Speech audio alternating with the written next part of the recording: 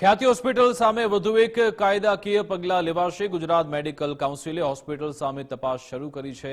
7 દિવસમાં જવાબ રજૂ કરવા હોસ્પિટલને નોટિસ પાઠવવામાં આવી। ડોક્ટર પ્રશાંત વજીરાણી સહિત તબીબોની પણ તપાસ કરાશે।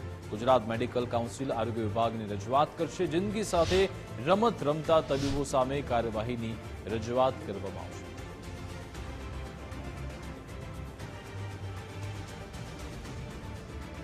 તો ગુજરાત મેડિકલ કાઉન્સિલે હોસ્પિટલ સામે તપાસ શરૂ કરી અને 7 દિવસમાં જવાબ રજૂ કરવા પણ નોટિસ પાઠવવામાં આવી છે।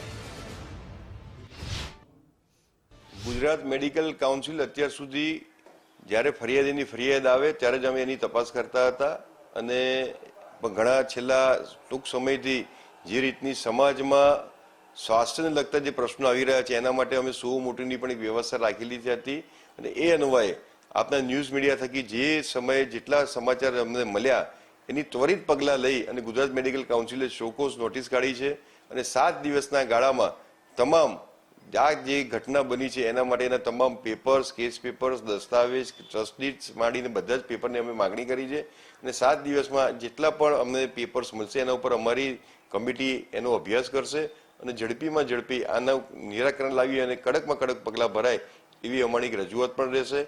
જો આ 7 દિવસમાં એમનો અભિપ્રાય નહીં મળે તો અમે ફરીથી પણ નોટિસ આપીશું અને આ વિષય જે સ્વાસ્થ્યનો અને ગુજરાત સરકારના સમાજ માટેનો જે રહેલો છે એના માટે ખૂબ ચિંતિત છીએ અને એના માટે અમે ખૂબ આક્રમક પગલાં ભરવા પણ અમે જઈ રહ્યા છીએ। અમદાવાદની ખ્યાતિ હોસ્પિટલની માયાજાળનું વધુ એક કારસ્તાન સામે આવ્યું છે। કડીના ગ્રામ્ય વિસ્તારમાં હોસ્પિટલના એજન્ટો સક્રિય હતા તેવી વિગતો મળી। એજન્ટોને કમિશન આપવામાં આવતું હોઈ શકે તેવી સૂત્રો તરફથી વિગતો મળી છે। એજન્ટોના માધ્યમથી જ કેમ્પ થયા હોવાની પણ આશંકા છે। જનતાને ગંભીર બીમારીની વાત કરી હોસ્પિટલ લઈ જવાતા હતા।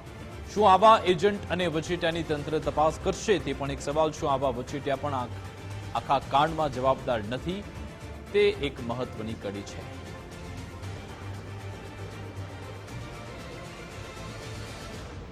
તો ખ્યાતિ હોસ્પિટલ કે જેણે પોતાના એજન્ટો ગોઠવી રાખ્યા હતા, કડીમાં આ ગામમાં પણ પોતાના એજન્ટો ગોઠવ્યા હતા અને તે પછી ગરીબ પરિવારોને શોધતા હતા જેમની પાસે પીએમજે કાર્ડ હોય તેની તપાસ કરવામાં આવતી હતી।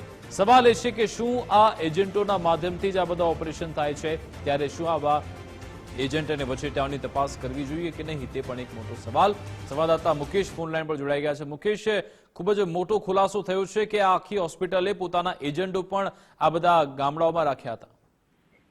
વિકાસ, ચોક્કસથી જો વાત કરવામાં આવે તો ખ્યાતિ હોસ્પિટલ જે છે કડીના ગ્રામ્ય વિસ્તાર એટલે કે જે અમદાવાદ અને નજીક આવેલા જે ગામો જે છે એને ટાર્ગેટ કર્યો હતો અને ખાસ મા કાર્ડ ને ધ્યાનમાં રાખીને જે મા કાર્ડ ધરાવતા જે પેશન્ટો જે છે, પેશન્ટ ના કહી શકાય પરંતુ જે લોકો જે છે એમને ટાર્ગેટ કર્યો પ્રકારની વાત જે છે સામે આવી છે। પરંતુ સાથે સાથે એ પણ સૂત્રો પાસેથી માહિતી પ્રાપ્ત થઈ રહી છે કે કોઈ પણ ગામની અંદર જો સામાન્ય કોઈ કેમ્પનું આયોજન કરવું હોય તો સ્થાનિક લોકોનો જો તંત્રનો તો એમને કોઈ સહારો લીધો નથી અને સાથે મંજૂરી પણ લીધી નથી। ત્યારે સવાલ અહીંયા એ ઉભા થઈ રહ્યા છે કે સ્થાનિક લેવલે કોઈ એમને એજન્ટ રાખ્યા હોય પ્રકારનું સૂત્રો પાસેથી માહિતી પ્રાપ્ત થઈ રહી છે। અનેક ગામોમાં આ પ્રકારના કેમ્પો અત્યાર સુધી ખ્યાતિ હોસ્પિટલ જે છે કરી ચૂકી છે। ત્યારે દરેક ગામની અંદર આ પ્રકારના એજન્ટ રાખીને એમને કોઈ કમિશન આપી અને આ પ્રકારના કેમ્પ થતા હોય પ્રકારની માહિતી હાલ પ્રાપ્ત થઈ રહી છે। ત્યારે લોકો સાથે ચેડા કરવા માટે આ પ્રકારના એજન્ટો છે એ પણ આવી હોસ્પિટલનો સહયોગ આપી રહ્યા છે। ત્યારે આવી જે કહી શકાય એજન્ટો સામે કોઈ કડક કાર્યવાહી થશે કે કેમ એ પ્રકારના સવાલો પણ ઉભા થઈ રહ્યા છે।